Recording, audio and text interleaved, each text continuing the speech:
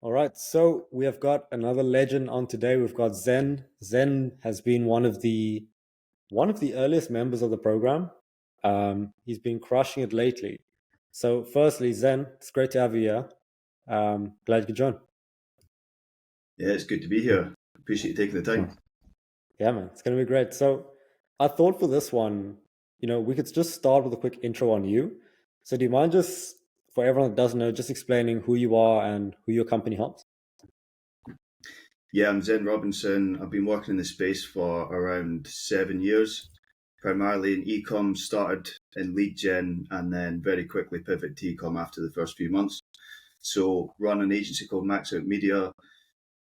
We work with primarily small businesses, scale them from like 0 to 50 to 200K plus beyond per month. And we kind of have a track record of doing that at a 90% Mm. success rate within 6 months. So that's kind of our value proposition. Yeah, man, crushing it. And what actually got you into the agency space? It's a weird place to get into, man. Yeah, it kind of happened naturally as I was a personal trainer before, and then I had my own Mm, online coaching business, and then I started running ads for that business. And then everyone in the area was like, "How are you signing so many clients?" All the gyms were approaching me and asking kind yeah, of about the process. And then I was like, "Look, what? I'll tell you what. If you pay me, I'll show you." And then yeah, that was kind of how it started. I kind of just like it kind of fell into my path really. yeah, yeah. It makes complete sense. And then you obviously transitioned to ecom primarily, crushing it in that space now. And I guess we can go to the point where we started speaking. I'm not sure where we met, whether it was like LinkedIn or something.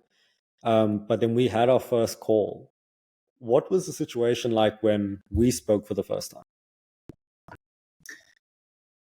I'd say the business was quite unorganized. Like I had SOPs, but I wasn't leveraging my time efficiently. Hmm. And I have had like a monetary gain since joining as well. I think it was just under double the revenue I was doing before. And I've sort of sustained the same volume of clients. It's like a boutique agency, so only work with up to 10 clients, but we've just managed to like get in front of sort of different businesses that are willing to pay Hmm. more, really. Yeah. and yeah, a lot of the kind of tasks I was doing like regularly were taking a lot of my time, and I didn't have a system that could sort of streamline the process. And I would say that, along with just having the best practices in play for sort of cold outbound, those two things were kind of the big Yeah. impact that I've had since joining. Yeah. 100%, man. And I guess one of the issues was the acquisition, so signing the clients, booking the meeting, stuff like that, and then like the organization of everything. I guess for the acquisition, what did you try before you came on with us? Like, what are the things you did in the past? So I had an agency for about a year and got one client from them, Nice. which was obviously not great. And to be honest, the only reason I stayed with them is because it was a pay on close deal.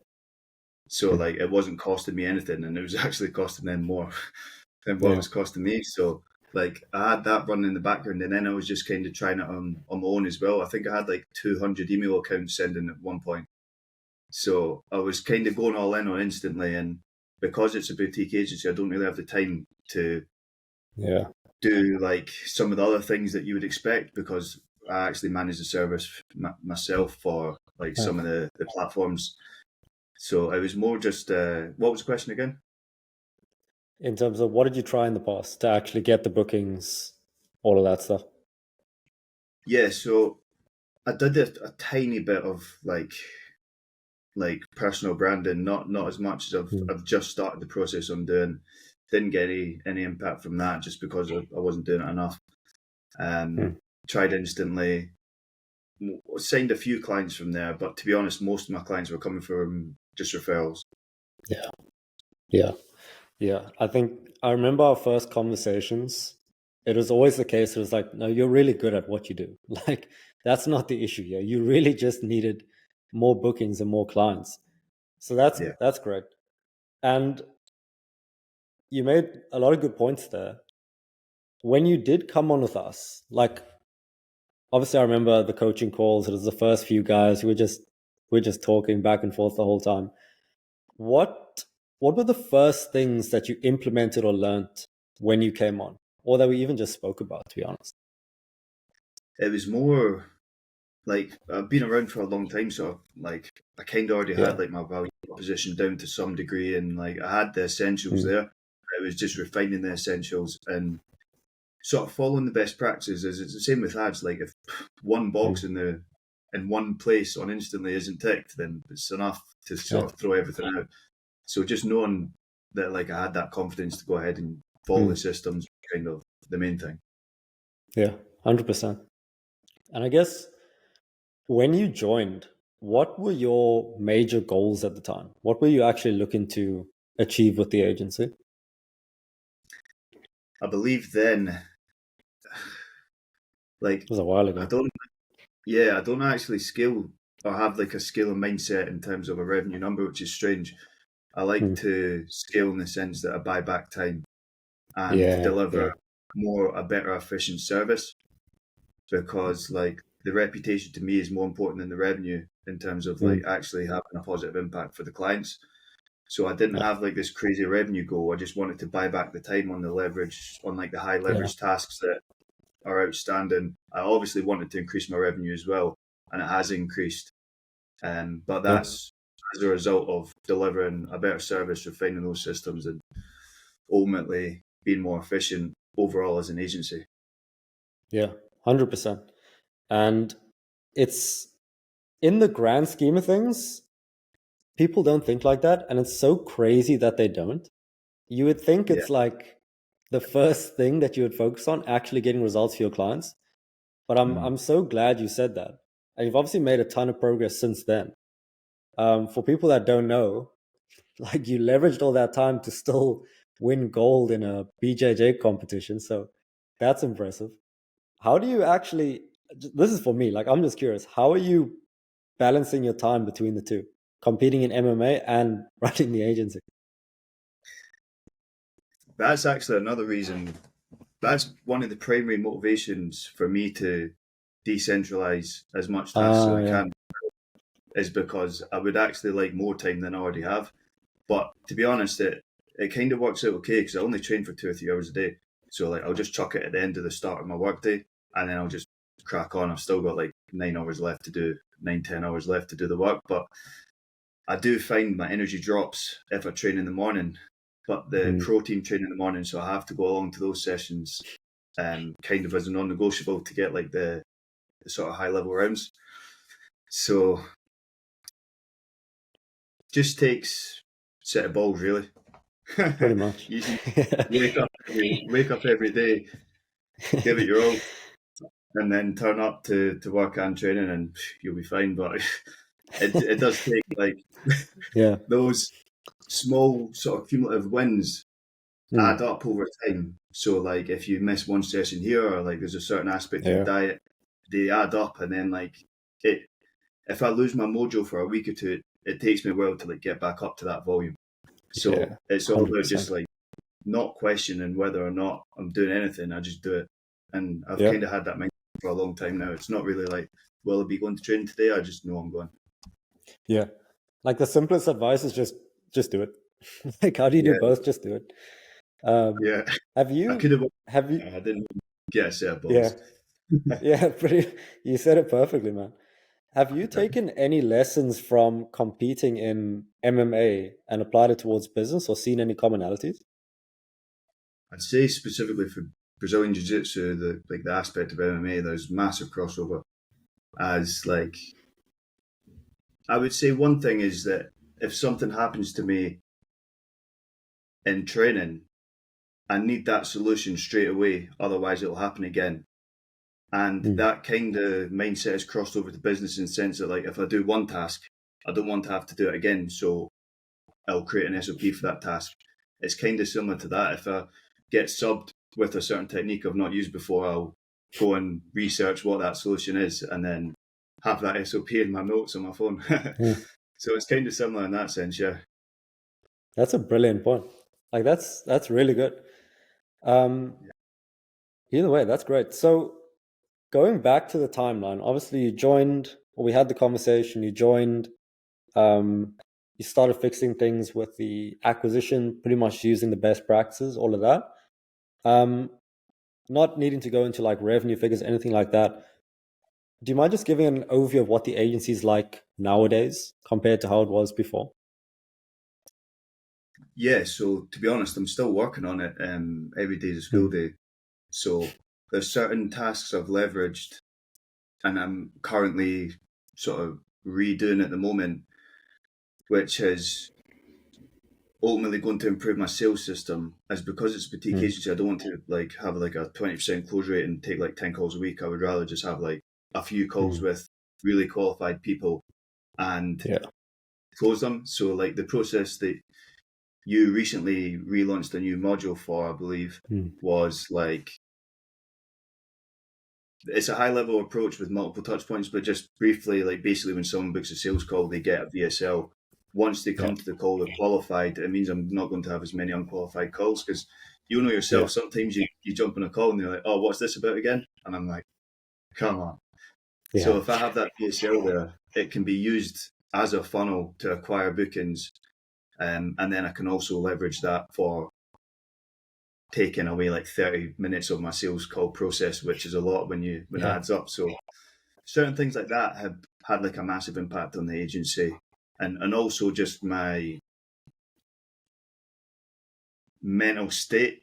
As like if you there was one day I had like 10 calls booked and I just had to go through the same pitch 10 times in a row, and you'll probably know that more than me. So Mm. like being able to just kind of get most of that out of the way before they even get on the call, and I get on the call and they're like, all right, they should probably already know enough they need to know before buying, and it just makes my job a lot easier. So there's been a few different things like that that have kind of been game changing for the business for sure. That's fantastic, man. And for everyone that doesn't know, pretty much, I think it was like 2 weeks ago, we launched new modules. I think it's like 7 hours in total. You would Yeah, know better than me, but yeah, I've done. it pretty much explains like the things that you're communicating on a sales call.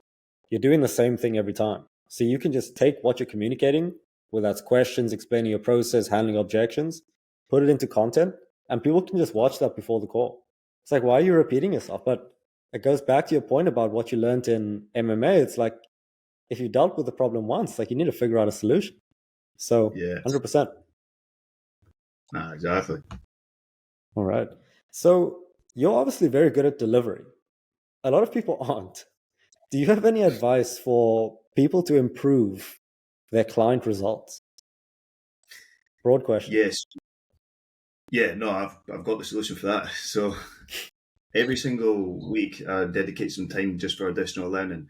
Usually, I'm Mm, looking at like speakers on AdWorld, and then I'll go through and I'll look at like their personal brand and see what kind of things they're putting out there. So, like, yeah, at least every week I'll watch some like a video on AdWorld or a video from like some of the best media buyers in the world, and then I'll kind of break down that process, build an SOP around it, and then test it.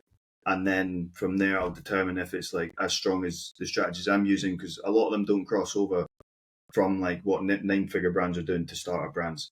So I'm always kind of like actively testing what they're doing, but then cross-referencing it with kind of what's been done in the past, and just staying active with the sort of best practices is it's the same like jumping on a trend early. Like the impact it can have is insane. Like even just product market fit timing on a particular placement is enough to like scale a business. So like if like we jumped on TikTok pretty much as soon as TikTok ads became live, and mm, like we're hitting like 20 RASs with like 10K daily spends.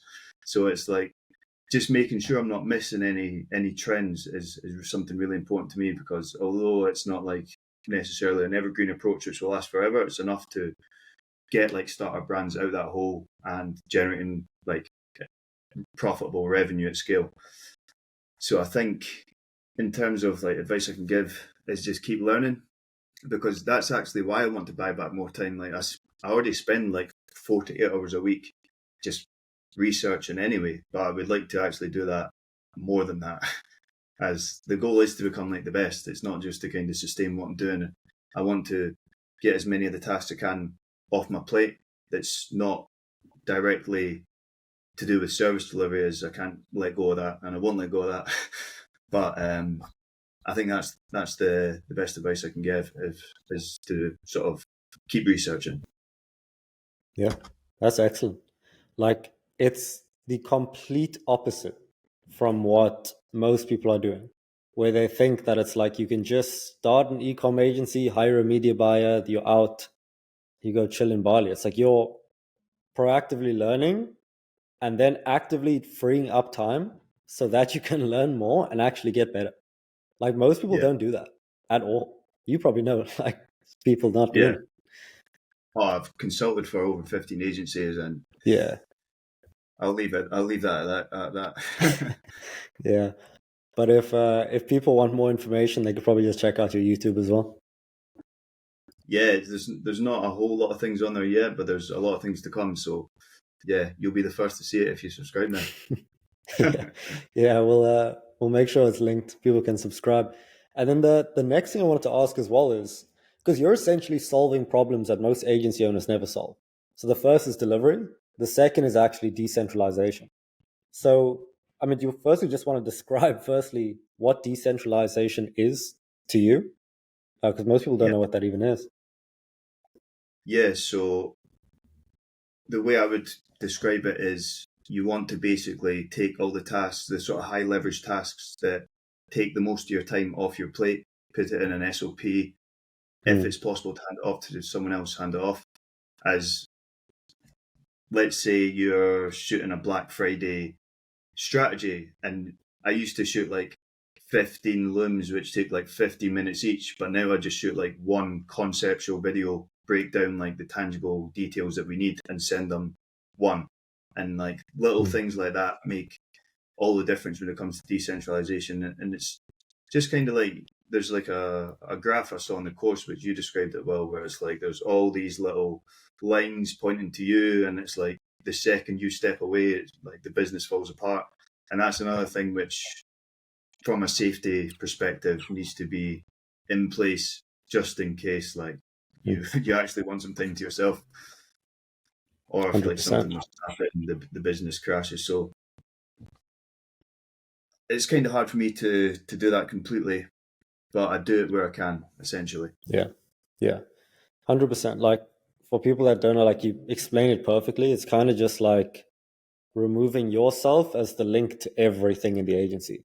So like client support goes through you, client delivery goes through you, sales goes through you, bookings go through you. And what you've done is removed yourself as the link from all those things so that things can operate by itself without you needing to, be there 24/7. So you can actually take some time off if you'd like, or just train more, to be honest. Yeah, Um, exactly. yeah. And then do you have any, because people are probably hearing this, they're probably hearing a lot of things at you. They're like, I want to be like Zen. Do you have any advice for the decentralization too, for just getting out of the day to day in general when running the agency? To be honest, it's all in your course. So by the course, it's literally there in its own SOP. But to be honest, I just followed the course. A lot of it is obviously like you kind of have to build it outside of the course. It's like all the concepts are there, so you just need to put it into action. But I think if you've got staff members, a big one is like making sure that SOPs are bulletproof, and like if they ever ask you something, put it in like an FAQ doc, and then Mm, like it means that if they're going to ask it 10 times, it'll be once. That for me has saved a lot of time, and just having the SOP so bulletproof that there's no room for error, I think is so important. As often if you want to find someone that's affordable to do the tasks and still offer good value to your clients, you're not going to be able to hire someone with like massive expertise. So if the SOP is just so bulletproof that they can't go wrong, mm. and you take that time to do it once, it means you're going to be fixing a lot less things in the future, I believe. Yeah. Yeah. That's a really good point. It's like putting a ton of effort into doing it once, but then it saves you like hours down the line because they're not coming back to you with a million different questions.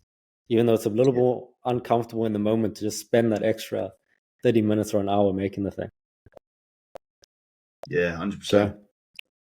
All right. So I had a question on acquisition. Now, you're in a very, very saturated niche, as you know, as we all know. You're doing extremely well in there. Do you have any advice for, doesn't have to be ecom specifically, don't have to give away the secret sauce on that, but just signing clients in general? I mean, before you joined, you understood the idea of the value proposition, all of that. I guess if someone was in the position where they were literally just, let's say they're running an agency already, they're great at delivery, they've been growing from referrals, how would you, what would you advise them to start with if they wanted to start getting clients and booking meetings predictably? Yeah.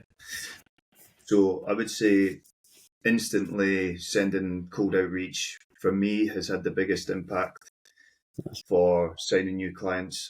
I would say might be contradictory to what people say, but I never went as niche as some people. I actually just went like mass outreach. I knew if I bought 200 emails accounts that like I would have the metrics I need to like get the ROI. So I just went all in and bought 200 and then just was sending like 2 to 3K emails a day. And then at one point I was booking like, I think my max was like 10 calls in a day just because I'm sending that much. And like the cost is not that much. Like Yeah. if you were to sign like one client every like 2 or 3 months, it would pay for the emails. So like when you think about it, I was just like, the only problem with that is you kind of run out of leads. But I have got a solution for that now, which actually Josiah hooked me up with recently, which is like a new website which has like so many leads that it's hardly even a number. Like, it is a number, but it's like 300 million email domain leads or something like that. I don't even think that many exist, but yeah. Yeah. No, that's great. And I think one of the reasons that you can is because you just have good results. So if you just Yeah. tell enough people that you're good at what you do, they'll just be like, cool, like, tell me more. 10 calls in a day is crazy, though. Yeah. And a couple other things which helped was having a guarantee and Yeah. also having flexible payment options. So I have a fixed rate, I have a hybrid, which is a lower fix and a lower percentage of revenue, and then I also have just a flat revenue share. So I kind of have something for everyone as long as they've got like Yeah.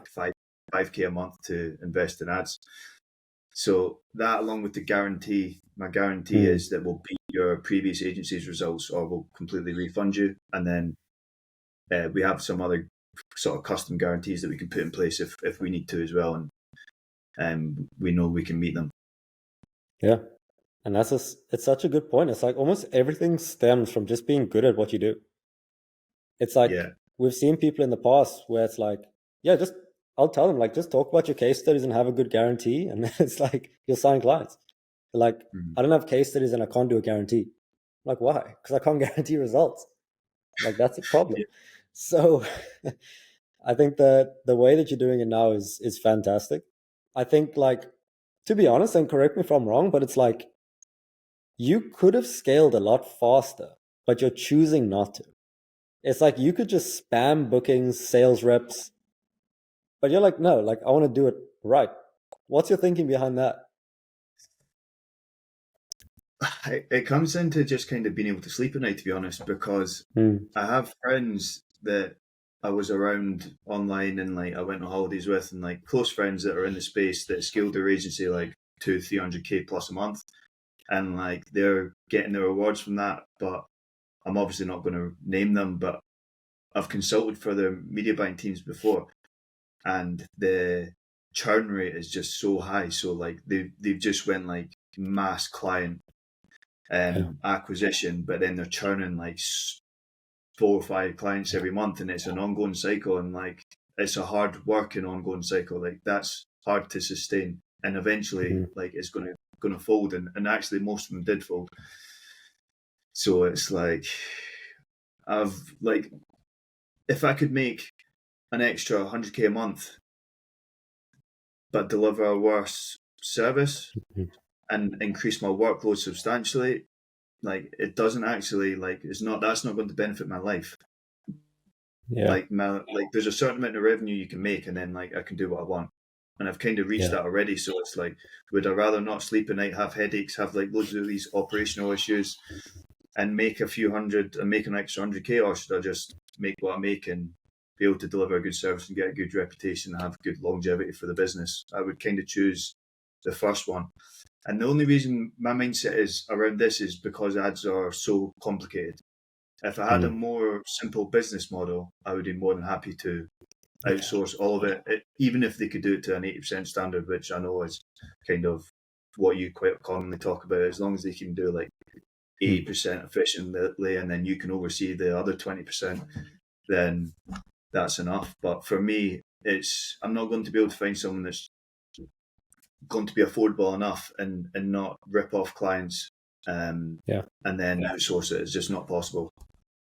Yeah, 100%, man. I agree completely. Like, we take the same approach. It's like we could have scaled with ads, just ripped it, but we just want to build the product. So good stuff, man. Yeah. Last thing I just wanted to ask you is, let's say you were speaking to yourself, let's say 3 years ago, or an agency owner they've got clients, they know how to deliver, but they're just not where they want to be. They're doing everything themselves. Whole thing's chaos. What advice would you give to them? Something I wish I did 3 years ago, and the advice I would give to someone else, is start a personal brand early, as it only takes like 6 to 12 months to start reaping the rewards, and then you can just not even have to worry about sales, really. I think that is something I wish I'd done a lot earlier. And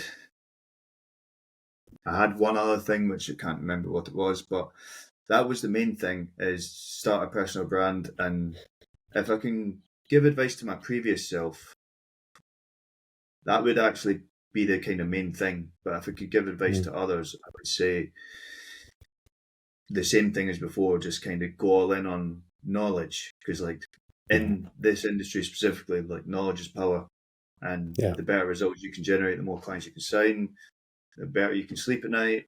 It all kind of works in harmony together, and it just comes down to like better results, personal brand. I think they're the two big things. And then obviously if you want like the immediate rewards, you need to be doing the cold sort of email acquisition stuff as well.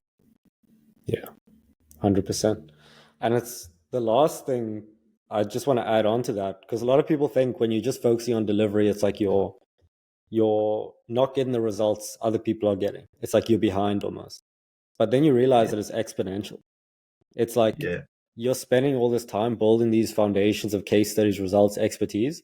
And if one day you're like, let's just scale it.